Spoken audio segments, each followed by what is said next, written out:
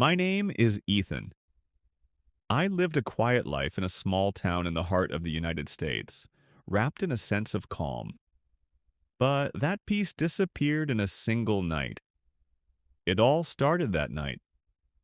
My phone rang in the dead of night, pulling me from a deep sleep. The screen showed the name Josh, an old friend. Ethan, I need help. His voice trembled. His breathing was ragged. Please help me. Josh? What's going on? I, I. His voice quivered, barely managing to speak. I killed someone. My heart pounded in my chest. What? What are you talking about? It was an accident, he whispered. I broke into a house, but things got out of control. The silence on the line stretched, feeling endless. Where are you? I asked. At the old warehouse on the outskirts. Please come quickly. I hurriedly got dressed and drove into the dark night. My heart raced, my thoughts scattered.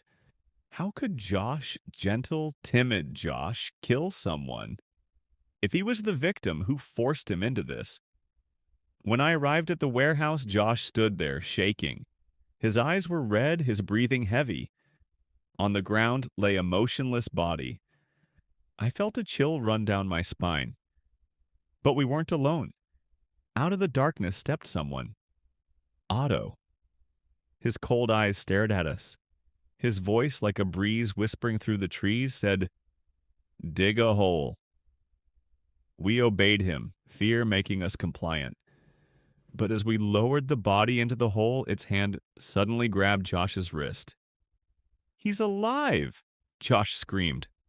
But Otto swung the shovel down hard.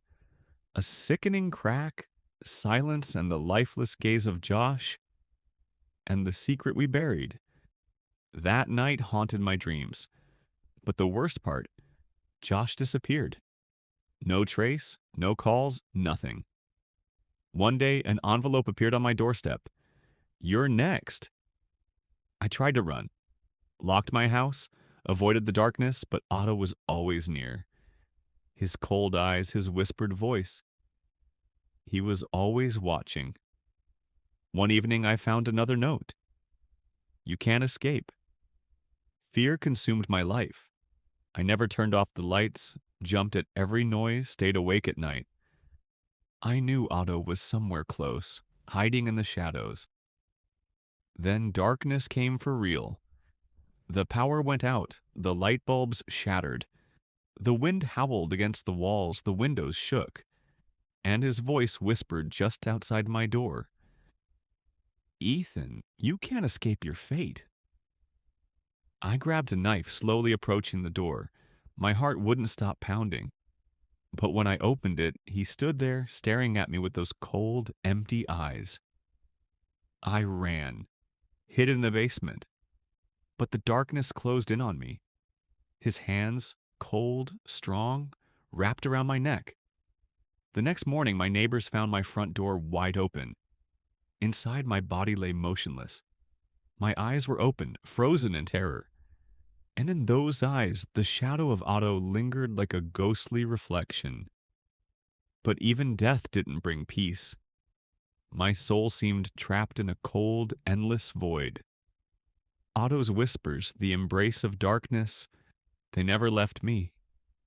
And then, one day, there was a knock at my door again. "Ethan," whispered the same cold voice, "you can't escape.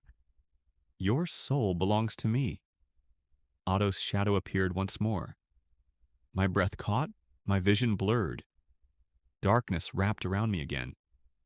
This is my final hell.